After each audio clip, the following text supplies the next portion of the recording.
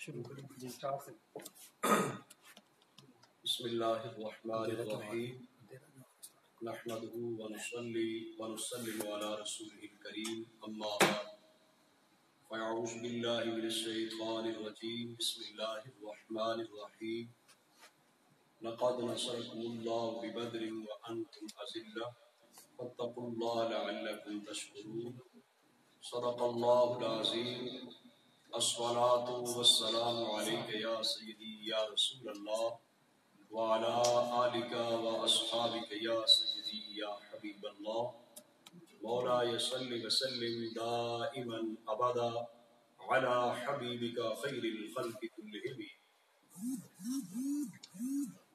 اللہ رب العزت جل جلالہ وعم نوالہ کی حمد و ثنا اور اس کے پیارے رسول نبی مکرم نور مجسم شفیع معظم تاجدار عرب و عجم حبیب کبریاء احمد مجتبیٰ حضرت سیدنا محمد مصطفیٰ صلی اللہ علیہ وآلہ وسلم کی بارگاہ عالی میں ہدیہ صلاۃ و سلام عرض کرنے کے بعد انتہائی عزت و تکریم کے لائق جملہ ناظرین و سامعین، جیسا کہ آپ جانتے ہیں کہ آج 17 رمضان مبارک کا وہ مقدس اور تاریخی دن ہے جس دن غزوہ بدر برپا ہوا، جو کہ اسلام کا پہلا غزوہ ہے، پہلا بڑا معرکہ حق و باطل ہے، جس کو میڈیا کی وساطت سے جامعہ اسلام آباد میڈیا سیل کی ٹیم نے الحمدللہ اہتمام کیا ہے، اور میڈیا کی وساطت سے ملک اور بیرون ملک یہ پروگرام دیکھا اور سنا جا رہا ہے. اللہ تعالیٰ کی حضور دعا ہے کہ اللہ تعالیٰ جامعہ اسلام آباد کی اس خوبصورت کاوش جو اسلام اور پاکستان کے نام سے سلسلہ وار پروگرام کا آغاز ہو چکا ہے، اسی کی یہ بھی کڑی ہے کہ آج حضرات شہدائے بدر، اصحاب بدر رضی اللہ تعالی عنہم کی بارگاہ میں خراج عقیدت پیش کرنے کے لیے اس پروگرام کا اہتمام کیا گیا ہے. معزز ناظرین و سامعین، تاریخ کائنات اس بات کی گواہ ہے کہ حق و باطل ہمیشہ برسر پیکار رہے ہیں، لیکن فتح و نصرت ہمیشہ حق کا مقدر بنی ہے. باطل نے جب بھی حق کو دبانے کی کوشش کی، حق باطل کے مقابلے میں مزید ابھر کر سامنے آیا. اسلام کبھی بھی ایسی پالیسی کا حامی نہیں رہا کہ اگر حق دبتا ہے تو دبتا رہے، ظلم پھیلتا ہے پھیلتا رہے، مظلوم پستا ہے پستا رہے، عصمتیں لٹتی ہیں لٹتی رہیں، بلکہ اسلام باطل اور ظلم کے خلاف آواز اٹھاتا ہے. اسلام ظلم اور باطل کا خاتمہ ضروری سمجھتا ہے. اس وجہ سے اسلام نے اہل ایمان کو جہاد کی اجازت دی اور جہاد کے مقاصد اصول کا بھی تعین کیا، اور ایسی جنگی اقدار متعارف کروائی جو کسی اور مذہب، تہذیب و تمدن میں موجود نہیں ہیں. غزوہ بدر اسلام اور کفر، حق اور باطل کے درمیان پہلا بڑا اور فیصلہ کن معرکہ تھا. یہ غزوہ بدر تاریخ اسلام میں مینارہ نور کی حیثیت رکھتا ہے، جس کی جگمگاتی روشنیوں نے کفر و شرک کی ظلمتوں کا سینہ چاک کر دیا اور چار دانگ عالم میں اسلام کی نورانی کرنوں کے لیے راہ ہموار کر دی. حقیقت یہ ہے کہ 17 رمضان المبارک 2 ہجری میں پیش آنے والا معرکہ اپنے دامن میں سرفروشی و جاں بازی، اثار و قربانی، عشق و محبت کی لازوال داستانیں سمیٹے ہوا ہے. آج کے مختصر سے وقت میں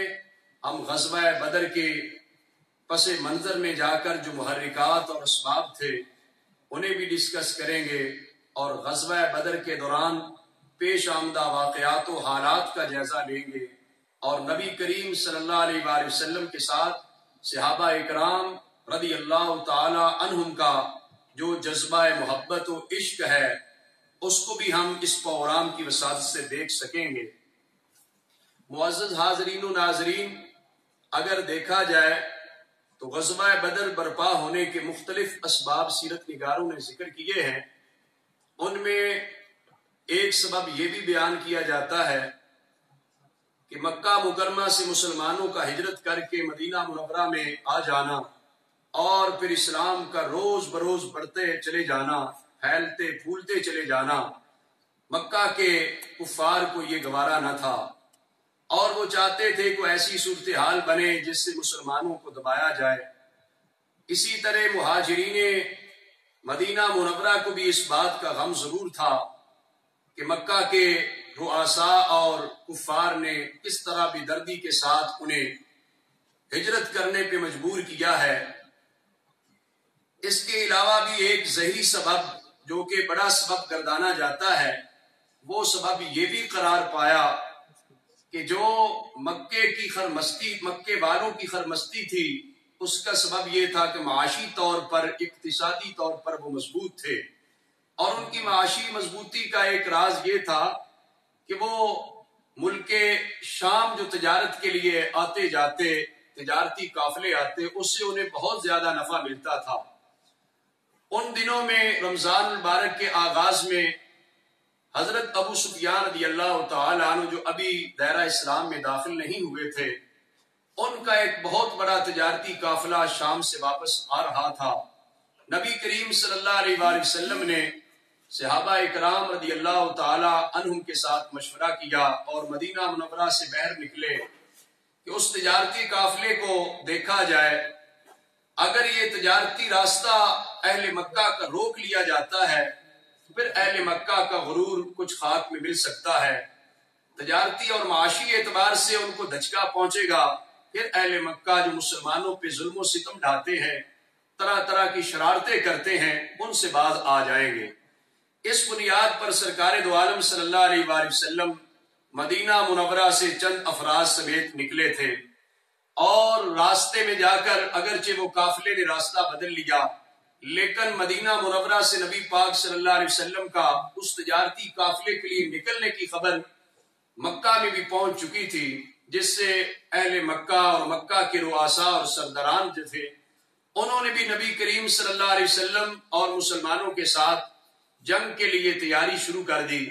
تیاری کے نتیجے میں وہ لوگ بھی تیاری کر کے آئے جو 1000 کی تعداد میں اہل مکہ تھے، اور ان کے پاس ہر طرح کا اسلحہ، ہتھیار، غذائی ضروریات اور طرح طرح کی عشائشیں، سہولتیں ان کے پاس موجود تھی. جبکہ نبی کریم صلی اللہ علیہ وآلہ وسلم اپنے صحابہ اکرام رضی اللہ تعالی عنہم کے ساتھ کوئی باضابطہ تیاری کر کے نہیں نکلے تھے، ایک تجارتی قافلے کی غرض سے نکلے تھے. لیکن نبی پاک صلی اللہ علیہ وآلہ وسلم نے صحابہ اکرام سے مشورہ کیا، اور اس مشورے میں آپ نے دیکھنا چاہا کہ صحابہ اکرام کے جذبات کیا ہیں. اب اہل مکہ تو پوری تیاری کے ساتھ نکل آئے ہیں، اب ان کے مقابلے کے لیے، جنگ کے لیے کیا کرنا چاہیے. حضرت سیدنا ابو بکر صدیق رضی اللہ تعالی عنہ نے اپنی رائے کا اظہار کیا، حضرت سیدنا عمر فاروق رضی اللہ تعالی عنہ نے اپنے جذبات کا اظہار کیا. لیکن نبی کریم صلی اللہ علیہ وآلہ وسلم چاہتے یہ تھے کہ انصار مدینہ کی طرف سے جذبات کا اظہار ہو، کہ اہل مدینہ جو ہے، انصار مدینہ، کہیں وہ یہ نہ سمجھے کہ زبردستی ان کو شامل کیا گیا. تو جس وقت سرکار دو عالم صلی اللہ علیہ وسلم نے مزید صحابہ اکرام سے مشاورت کے لیے رائے لینا چاہی، اس دوران حضرت مقداد رضی اللہ تعالیٰ عنہ اٹھ کھڑے ہوئے، انصار کی نمائندگی کرتے ہوئے عرض گزار ہوئے، یا رسول اللہ صلی اللہ علیہ وسلم، آپ کو اللہ تعالیٰ کا جو حکم ہے آپ وہ پورا کریں، ہم آپ کے ساتھ ہر طرح کے تعاون کے لیے تیار ہیں، اپنی جان مال سب کچھ آپ پر قربان کرنے کو تیار ہیں. ہم وہ جواب ہرگز نہیں دیں گے جو حضرت موسیٰ علیہ السلام کی قوم نے کہا تھا، اذهب انت وربک فقاتلا، اے موسیٰ تو جائے اور تیرا رب جائے جا کر لڑے، ہم تو یہاں پہ بیٹھے ہیں. یا رسول اللہ صلی اللہ علیہ وسلم، جو قوم موسیٰ نے موسیٰ علیہ السلام کو جواب دیا تھا، ہم ہرگز وہ جواب نہیں دیں گے، آپ کے شانہ بشانہ رہیں گے، آپ کے حکم کے پابند ہیں. پھر سرکار دو عالم صلی اللہ علیہ وسلم نے مزید انصار کی طرف اشارہ کیا تو حضرت سعد رضی اللہ تعالیٰ عنہ اٹھے، بڑے پر اثر پر مغز انداز میں، ولولہ انگیز انداز میں عرض گزار ہوئے، یا رسول اللہ صلی اللہ علیہ وسلم آپ اگر ہمیں حکم ارشاد فرمائیں تو ہم اپنے گھوڑے سمندر میں کود ڈالیں گے، جہاں تک آپ حکم دیں گے ہم بڑھتے چلے جائیں گے، اپنی جان کی پرواہ نہیں کرتے، اپنے مال اولاد کی پرواہ نہیں کرتے، سب کچھ آپ کے اشارے پر قربان کرنے کو تیار ہیں۔ جب حضرت سعد رضی اللہ تعالیٰ عنہ اپنے جذبہ محبت، اپنے جذبہ اثار کا اظہار کر رہے تھے تو رسول اللہ صلی اللہ علیہ وسلم کے چہرہ مبارک پر فرتے مسرت کے آثار نمایاں تھے۔ آپ کا چہرہ کھل کھلا اٹھا کہ میرے جانسار کس قدر اپنی جانیں ہتھیلیوں پہ رکھ کر میرے اشارے پہ قربان کرنے کو تیار ہیں۔ معزز حاضرین و ناظرین، غزوہ بدر کے یہ ولولہ انگیز سرفروشانہ جذبات اور جانساری کے یہ واقعات و حالات اگر مشاہدہ کیے جائیں تو پتہ چلتا ہے ایک مسلمان کا اپنے نبی صلی اللہ علیہ وسلم کے ساتھ کس قدر محبت اور عشق کا تعلق ہونا چاہیے۔ صرف زبان سے غلامی رسول میں موت بھی قبول کا نعرہ نہیں لگتا، حقیقی عشق رسول ہو، رسول اللہ صلی اللہ علیہ وسلم سے وفاداری ہو تو پھر سرکار دو عالم صلی اللہ علیہ وسلم پر سب کچھ قربان کیا جاتا ہے۔ غزوہ بدر ہمیں اس بات کا سبق اور پیغام دیتا ہے، اللہ کی ذات پر توکل اور بھروسہ رکھنا، اپنے نبی سے وفا کرتے رہنا، اپنے نبی کی محبت اور عشق کا دم بھرتے رہنا۔ دنیا کی کوئی طاقت آپ کو کبھی بھی شکست نہیں دے سکتی۔ اس لیے اللہ کی بارگاہ میں جب بندہ مسلمان، بندہ مومن کامل ایمان کے ساتھ اور اللہ کی ذات پہ توکل اور بھروسے کے ساتھ نکلتا ہے، اپنے نبی سے وفاداری اور عشق کو لے کر نکلتا ہے، یہ عشق رسول کی دولت وہ عظیم دولت ہے جو کسی میدان میں بھی ناکام اور نامراد نہیں ہونے دیتی۔ اس لیے ہی بزرگان دین نے کہا ہے کہ سب سے زیادہ اہم اور ضروری چیز یہ ہے کہ نبی کریم صلی اللہ علیہ وسلم سے وفا کی جائے، آپ سے محبت اور عشق کا رشتہ مضبوط سے مضبوط تر کیا جائے، غلامی رسول کے تعلق کو مزید مستحکم کیا جائے۔ کسی کے اندر ہی ہر طرح کی کامیابی کا راز موجود ہے۔ آج عالم اسلام کی افواج کے لیے اور وطن عزیز پاکستان کی فوج کے لیے بھی پیغام یہی ہے، جب تک یہ ایمان، جہاد اور تقوی کے عظیم مشن پر کار بند رہیں گے، اللہ کی ذات پہ توکل و بھروسہ کرتے ہوئے، رسول اللہ صلی اللہ علیہ وسلم سے محبت اور وفا کرتے ہوئے میدان عمل میں اتریں گے، اللہ تعالیٰ کی طرف سے غیبی نصرت اور مدد آئے گی۔ مسلمان کبھی بھی اپنے اسلحہ اور ہتھیار پہ بھروسہ نہیں کرتا، عددی کثرت پر بھروسہ نہیں کرتا۔ مسلمان کا ہمیشہ انحصار ذات خدا بندی پہ ہوتا ہے، رسول اللہ صلی اللہ علیہ وسلم سے کامل وفا، کامل محبت، غلامی رسول کے ساتھ انحصار رکھتا ہے۔ اللہ تبارک و تعالیٰ کامیابیاں عطا فرماتا ہے۔ معزز حاضرین و ناظرین، یہ قافلہ عشق و محبت بڑھتا چلا گیا اور مدینہ منورہ سے 120 کلومیٹر کی وہ بستی جو بدر نامی بستی ہے، وہاں پہ جا کر پڑاؤ ڈالا گیا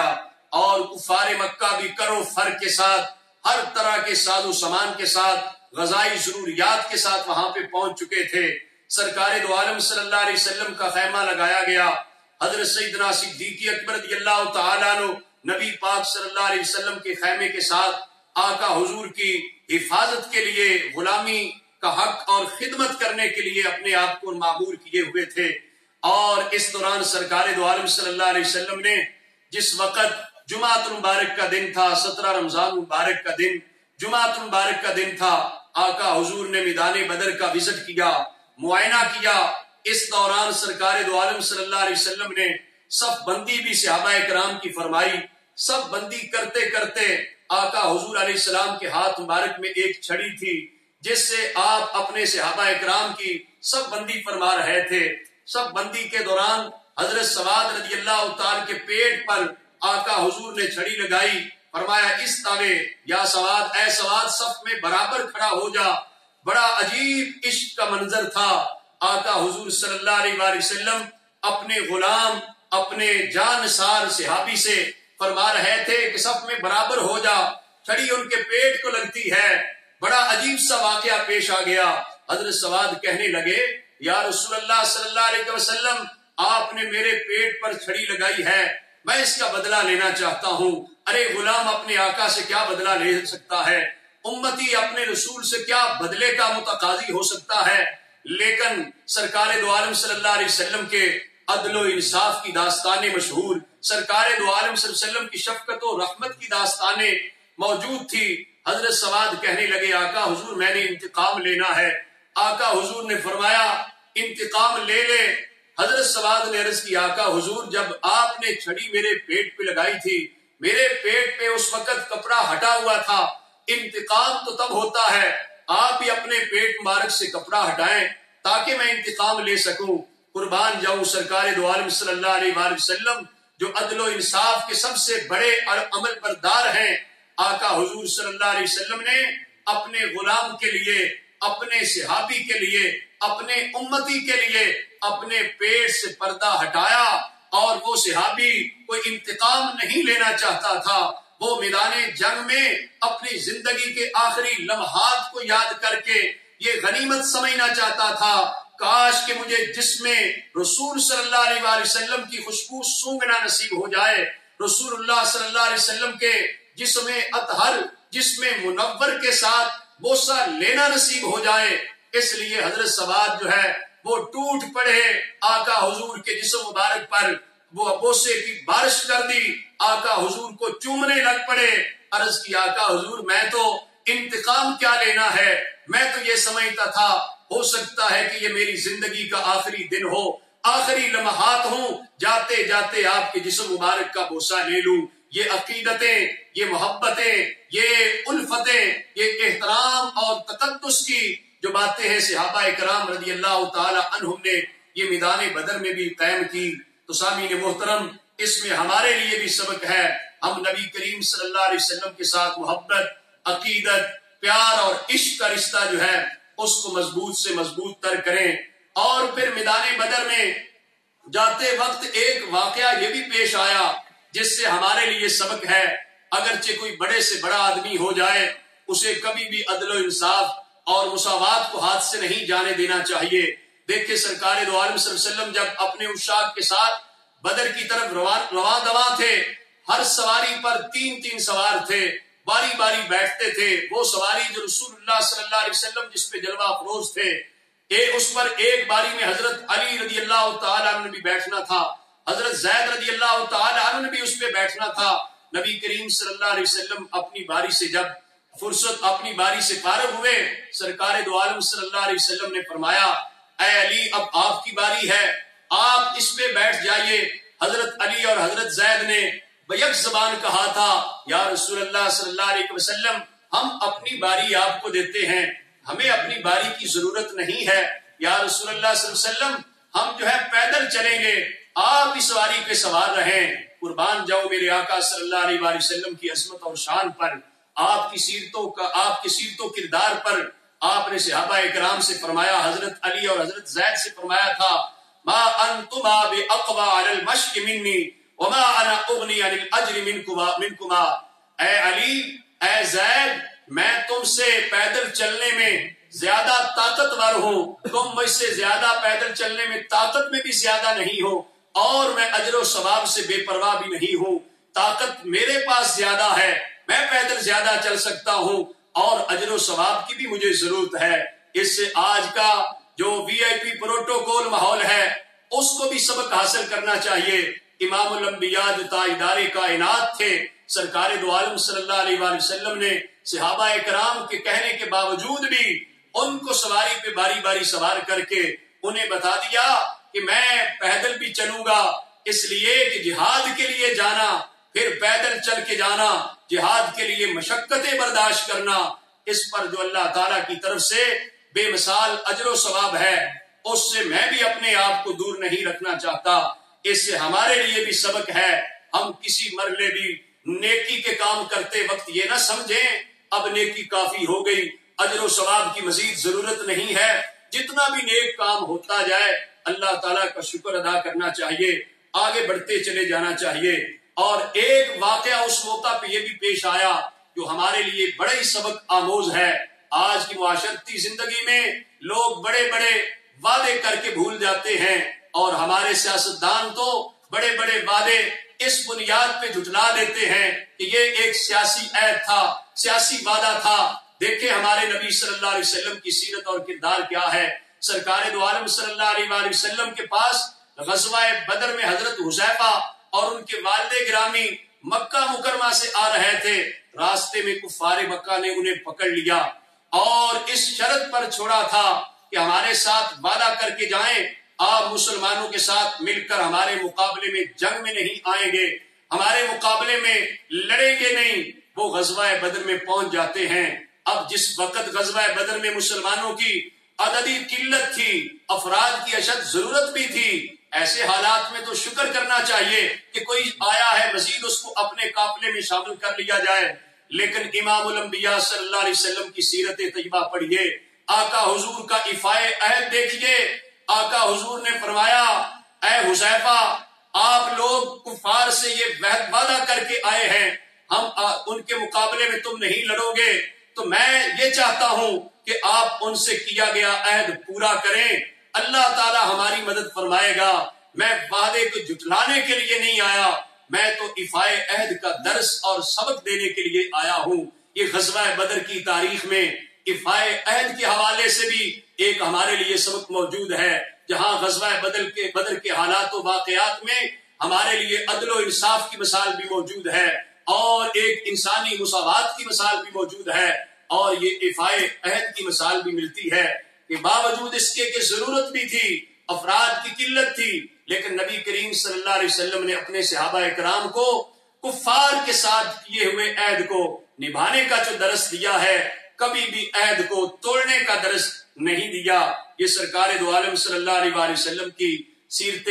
طیبہ ہے۔ اور پھر غزوہ بدر میں حالات چونکہ بڑے سخت تھے، افراد بھی کم، ساز و سامان اور اسلحہ ہتھیار بھی مسلمانوں کے پاس کم تھا، نبی کریم صلی اللہ علیہ وآلہ وسلم اللہ کے حضور گڑ گڑا رہے تھے، دعا اور فریاد کر رہے تھے۔ اس دوران اللہ کے حضور عرض کی کہ یا اللہ، اگر یہ مٹھی بھر مسلمان آج جام شہادت نوش کر کے دنیا سے رخصت ہو جاتے ہیں، لن تو بدا بعد ذالک الیوم، مولا اس دن کے بعد تیری عبادت کرنے والے کون ہوں گے؟ یہ تو عبادت گزار ہیں، یہ تو ایمان والے ہیں جو تیری عبادت و بندگی کرتے ہیں، میرے حکم کی فرما برداری کرتے ہیں۔ اللہ کے حضور جب آقا حضور یہ فریاد کر رہے تھے، اس دوران سرکار دو عالم صلی اللہ علیہ وسلم کو نیند آ جاتی ہے۔ نیند سے ایک لمحے کے لیے آقا حضور نے نیند لی، جب آنکھ کھولی تو حضرت سیدنا ابو بکر صدیق رضی اللہ تعالیٰ عنہ جو حضور علیہ السلام کے عریش اور خیمہ بدر کے بیر کھڑے تھے، وہ تو آقا حضور سے کہہ رہے تھے، یا رسول اللہ صلی اللہ علیہ وسلم، آپ اس قدر آہوزاری سے گڑ گڑا کے نہ روئیں، اللہ آپ کی ساری مرادیں پوری کر دے گا۔ جب ایک لمحے کے لیے نیند کے بعد حضور بیدار ہوئے تو سرکار دو عالم صلی اللہ علیہ وآلہ وسلم نے فرمایا، اے ابو بکر، آپ کو مبارک ہو، خوش ہو جائیے، اللہ تبارک و تعالیٰ نے مسلمانوں کی مدد اور نصرت کے لیے حضرت جبریل جو سید الملائکہ ہیں انہیں بھیج دیا ہے، وہ گھوڑے کی لگام تھامے میدان بدر میں موجود ہیں۔ معزز حاضرین و ناظرین، دیکھیں نبی کریم صلی اللہ علیہ وآلہ وسلم کے ساتھ وفا کا نتیجہ کیا نکلتا ہے، اللہ کی ذات پہ بھروسے کا انجام کیا ہوتا ہے کہ صحابہ کرام جس نیک جذبے اور مشن کے ساتھ نکلے تھے، سرکار دو عالم صلی اللہ علیہ وسلم سے عہد وفا نبھاتے ہوئے میدان بدر میں قربانی پیش کرتے رہے، اثار پیش کرتے رہے، اللہ تبارک و تعالیٰ نے ان کی غیبی مدد کے لیے، فتح و نصرت کے لیے اللہ تعالیٰ نے ملائکہ کو بھیج دیا، فرشتوں کی فوجیں آ گئی جنہوں نے آ کر سرکار دو عالم صلی اللہ علیہ وسلم کے صحابہ کرام کی غیبی مدد کی تھی۔ تب بھی تو شہر مشرق علامہ ڈاکٹر محمد اقبال کہنے لگے، امت مسلمہ کو پیغام دینے لگے، فضائے بدر پیدا کر، فرشتے تیری نصرت کو اتر سکتے ہیں گردوں سے قطار اندر قطار اب بھی، کہ اے مسلمان تو یہ نہ گھبرا کہ تیری مدد نہیں ہوگی، تو اللہ کی ذات پہ بھروسہ کر کے تو دیکھ، اپنے نبی سے عشق و وفا کر کے تو دیکھ، سرکار دو عالم صلی اللہ علیہ وسلم کی غلامی کا اظہار کر کے تو دیکھ، اللہ تبارک و تعالی آج بھی تیری مدد کے لیے فتح و نصرت کے لیے فرشتے نازل کرے گا اور اللہ تعالیٰ تیری مدد فرمائے گا۔ معزز حاضرین و ناظرین، اس میں ہمارے لیے بہت بڑا سبق ہے۔ آج امت مسلمہ جن مسائل اور مشکلات سے دوچار ہے، مسئلہ کشمیر ہو یا مسئلہ فلسطین اور دیگر عالمی مسائل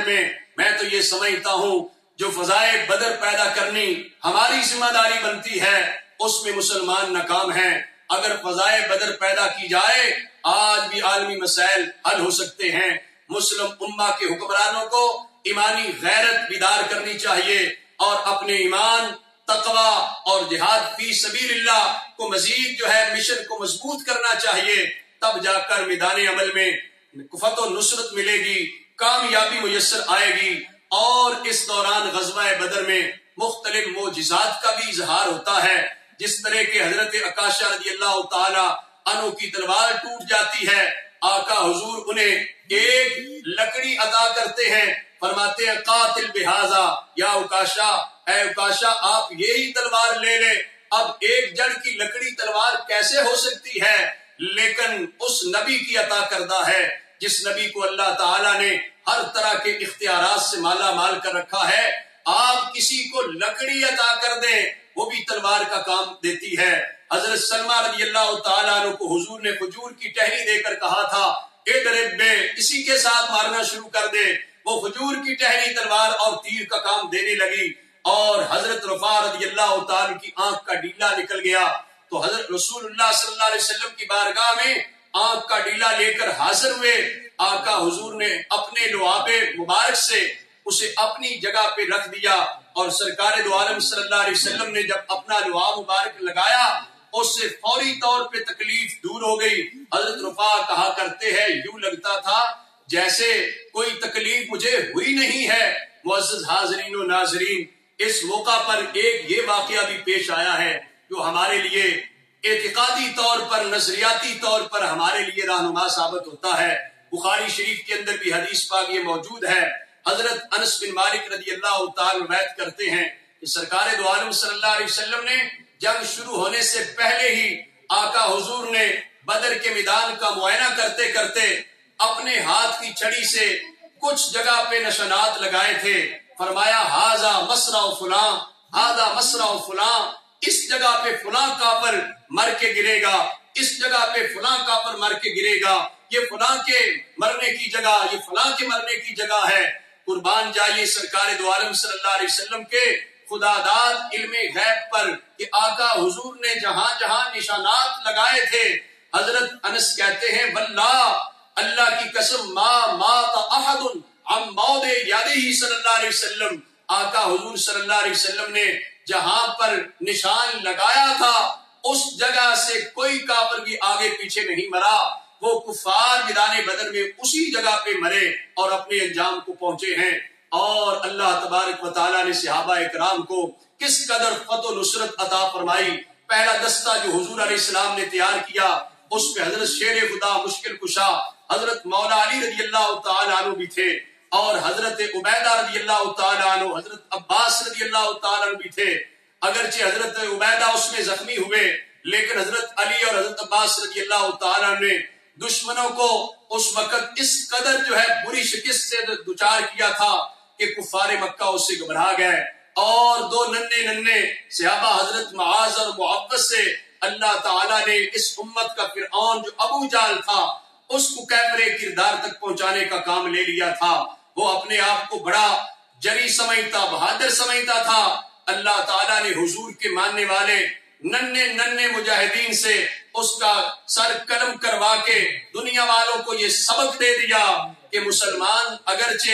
عمر میں بھی چھوٹا ہو، اگر اس کا جذبہ مضبوط ہو اللہ تبارک و تعالیٰ اس سے بڑے بڑے کام لے لیتا ہے۔ معزز حاضرین و ناظرین، جس وقت جنگ اپنے اختتام کو پہنچی ہے اللہ تبارک و تعالیٰ نے مسلمانوں کو بے مثال فتح و نصرت عطا فرمائی، ہر طرح کامیابی عطا فرمائی۔ کچھ کفار مکہ مارے گئے، کچھ بھاگ گئے، کچھ شکست سے دوچار ہو گئے، آگے پیچھے ہو گئے۔ آقا حضور صلی اللہ علیہ وآلہ وسلم نے آخر میں جو کفار کی لاشیں پڑی تھی ان کو حکم دیا کہ ان کو گھسیٹ کر، ان کے بارے حکم ارشاد فرمایا کہ گھسیٹ کر بدر کے کنویں میں پھینک دی جائے. خود کنویں کے کنارے پہ جا کر آقا حضور، عتبہ، شیبہ اور وہ کفار مکہ جو حضور کی بات نہیں مانتے تھے، طرح طرح کے ظلم و ستم ڈھاتے تھے، آقا حضور ان لاشوں سے خطاب کر رہے تھے کہ کیا تم اس وعدے کو پا چکے جو میں نے کہا تھا، اپنے انجام کو پہنچ چکے ہو؟ اس طرح کی باتیں کر رہے تھے. حضرت عمر رضی اللہ تعالیٰ عنہ عرض کرنے لگے، کیف تکلم اجسادا لا ارواح فیہا، یا رسول اللہ صلی اللہ علیہ وسلم آپ ان جسموں سے، ان لاشوں سے کیسے باتیں کر رہے ہیں جن کے اندر روح موجود نہیں ہے؟ نبی کریم صلی اللہ علیہ وآلہ وسلم نے فرمایا، ما انتم باسما، اے عمر آپ یہ سمجھتے ہیں یہ سنتے نہیں، یہ تو آپ سے بھی زیادہ سنتے ہیں. صرف یہ ہے کہ یہ جواب دے نہیں پاتے، یہ سننے کی طاقت تو ان کے پاس موجود ہے. اس سے ایک معرکۃ الارا مسئلہ جو سمائے موتا کا ہے اس کا بھی درس ملتا ہے کہ جو مرنے کے بعد جو مردے کے اندر قوت سماعت ہوتی ہے اس کا تذکرہ بخاری شریف کی اس حدیث پاک میں ملتا ہے. بہرحال اللہ تبارک و تعالیٰ نے صحابہ اکرام رضی اللہ تعالی عنہم کو لا زوال اور بے مثال فتح و نصرت اور کامیابی عطا فرمائی. اور پھر آپ واپس جب آئے، اہل مدینہ نے بڑا پرجوش انداز میں استقبال کیا، آپ کو مبارکبادیاں دی گئی، اور جو قیدی لے کر آئے تھے آقا حضور نے ان قیدیوں کے بارے میں صحابہ اکرام سے مشورہ لیا. بعض صحابہ اکرام نے اور رائے دی، لیکن حضرت سیدنا صدیق اکبر رضی اللہ تعالی کی رائے یہ تھی آقا حضور ان سے فدیہ لے کر انہیں چھوڑ دینا چاہیے، آزاد کر دینا چاہیے. نبی کریم صلی اللہ علیہ وسلم نے حضرت سیدنا صدیق اکبر رضی اللہ تعالی کی رائے کے مطابق فدیہ لے کر انہیں رہا کرنے کا حکم ارشاد فرمایا. جو نادار اور غریب قیدی تھے، فدیہ نہیں دے پاتے تھے، ان میں سے جو پڑھے لکھے تھے حضور علیہ السلام نے فرمایا وہ 10 بچوں کو لکھنا پڑھنا سکھا دے، انہیں بھی رہا کر دیا جائے گا. اس سے معلم اعظم، محسن اعظم کا جو فروغ علم کا منصوبہ ہے وہ بھی واضح ہوتا ہے کہ آقا حضور صلی اللہ علیہ وسلم تعلیم کو عام کرنے کے لیے، علم کے فروغ کے لیے کس قدر اقدامات کیے کہ ان قیدیوں سے مالی فدیہ لینے کی بجائے آقا حضور نے انہیں فرمایا کہ میرے صحابہ اکرام میں جو ہے 10 بچوں کو لکھنا پڑھنا سکھا دیا جائے تو آزاد کر دیے جائیں گے. اس موقع پر ایک واقعہ یہ بھی رونما ہوا کہ حضور صلی اللہ علیہ وسلم کے چچا حضرت عباس رضی اللہ تعالی عنہ جو تھے اس موقع پر ایک قیدی کی حیثیت سے وہاں پر موجود تھے. ان کی بندش بھی باقی قیدیوں کی طرح جو تھی وہ بڑی سخت تھی، اور ان کے کراہنے کی آواز آتی سرکار دو عالم صلی اللہ علیہ وآلہ وسلم کے لیے وہ بڑا ایک تکلیف کا سامان تھا. صحابہ اکرام کو یہ گوارا نہ ہوا، انہوں نے حضرت عباس رضی اللہ تعالیٰ عنہ جو حضور کے چچا جان تھے ان کی گرہ اور بندش کو ڈھیلا کر دیا. آقا حضور کو پتا چلا کہ اب کرانے کی آواز نہیں آ رہی، صحابہ نے عرض کیا ان کی بندش کو ڈھیلا کر دیا. آپ کو ناگوار گزر رہا تھا، آپ نے فرمایا ایسے نہیں ہونا چاہیے، اگر میرے چچا جان کی بندش کو ڈھیلا کیا ہے باقی قیدیوں کی بندش بھی ڈھیلی کر دی جائے. اور قیدیوں کے ساتھ حسن سلوک کا حکم دیا. صحابہ اکرام جو خود کھاتے وہی قیدیوں کو کھلاتے تھے. عالمی سطح پر جنگی اصول متعارف کروائے، قیدیوں کے ساتھ حسن سلوک کرنے کا درس میرے آقا صلی اللہ علیہ وآلہ وسلم نے دیا تھا.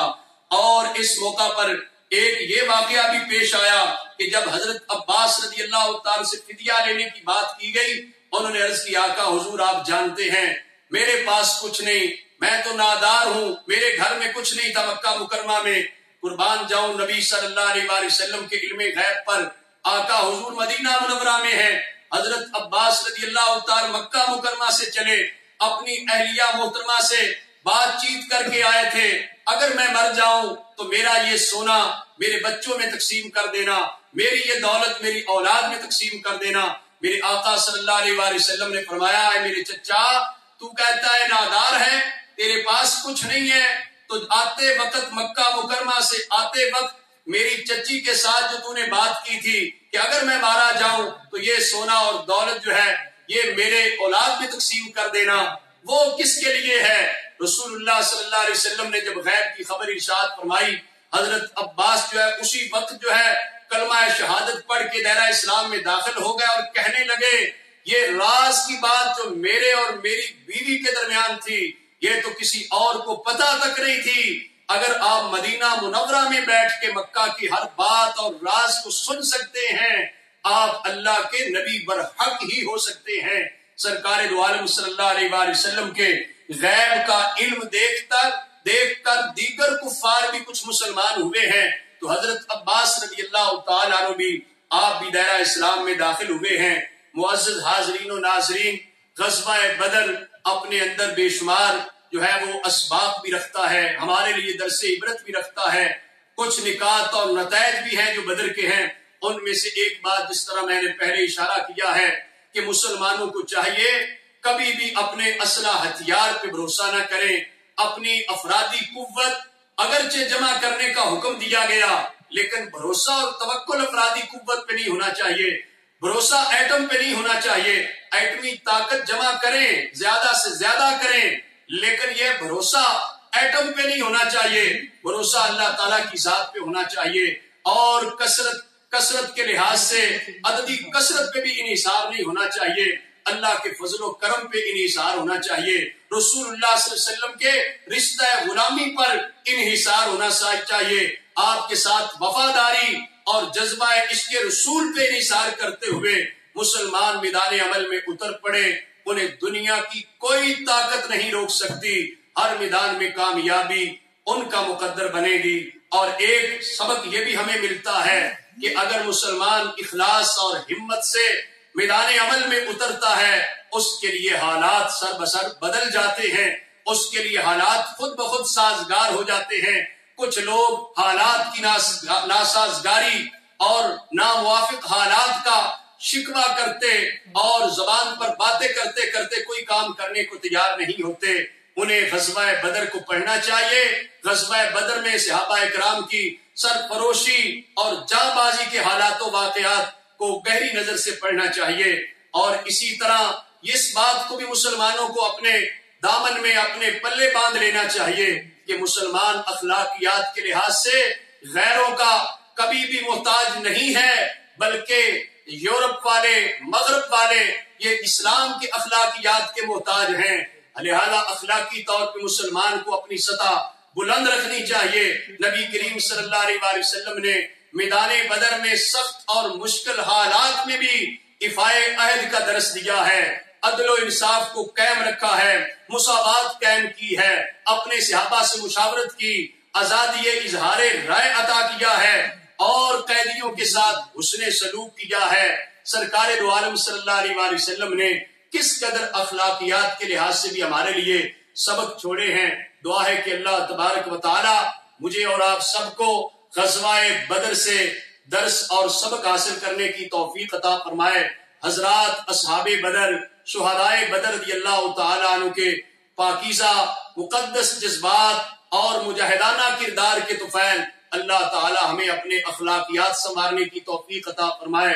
اور پوری امت مسلمہ کو کفار کے مقابلے میں متحد ہو کر یہود و نصارہ کی سازشوں کا مقابلہ کرنے کی توفیق عطا فرمائے۔ اس طرح کے واقعات و حالات امت مسلمہ کو درس دیتے ہیں کہ کبھی بھی گھبرانا نہیں ہے، کبھی بھی سازشوں کا شکار نہیں ہونا، بلکہ کفار کے مقابلے کے لیے اپنی طاقت اور قوت مجتمع کر کے اللہ کی ذات پہ بھروسہ کرتے ہوئے اپنے نبی صلی اللہ علیہ وآلہ وسلم کے ساتھ وفاداری نبھاتے ہوئے میدان عمل میں اتر پڑے تو اللہ تبارک و تعالیٰ کی طرف سے فتح و نصرت ضرور حاصل ہوتی ہے۔ جامعہ اسلام آباد میڈیا سیل کی ٹیم نے آج الحمدللہ صبح 11 بجے 17 رمضان المبارک کی مناسبت سے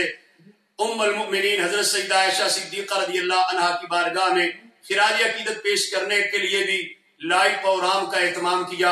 اور اسی طرح آج ہی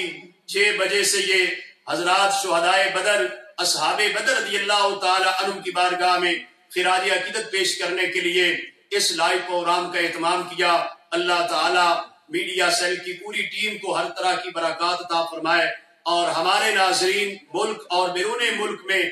جو ہماری اس خوبصورت کاوش سے استفادہ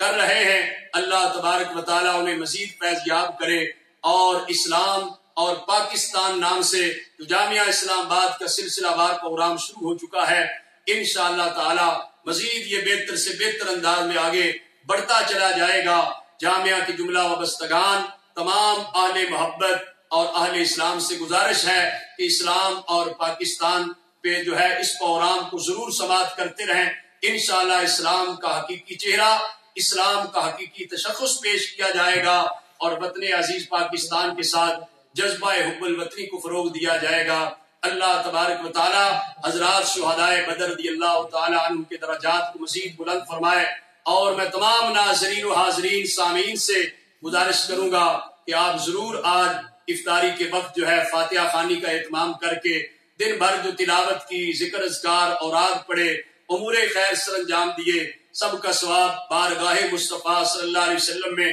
بطور ہدیہ و نذرانہ پیش کرتے ہوئے حضرت ام المؤمنین سیدہ عائشہ صدیقہ رضی اللہ عنہا کی بارگاہ میں اور حضرات اصحاب بدر شہدائے بدر رضی اللہ عنہم کی بارگاہ میں ضرور اصالہ ثواب کیجئے. انشاءاللہ تعالی اس سے روحانی طور پر آپ کو قوت اور طاقت ملے گی، آپ کی دنیا کی مشکلات آسان ہوں گی. اللہ تبارک و تعالی مجھے اور آپ سب کو حضرات شہدائے بدر رضی اللہ عنہم کے فیوز و برکات سے زیادہ فیض یاب ہونے کی توفیق عطا فرمائے. آخر دعوانا الحمد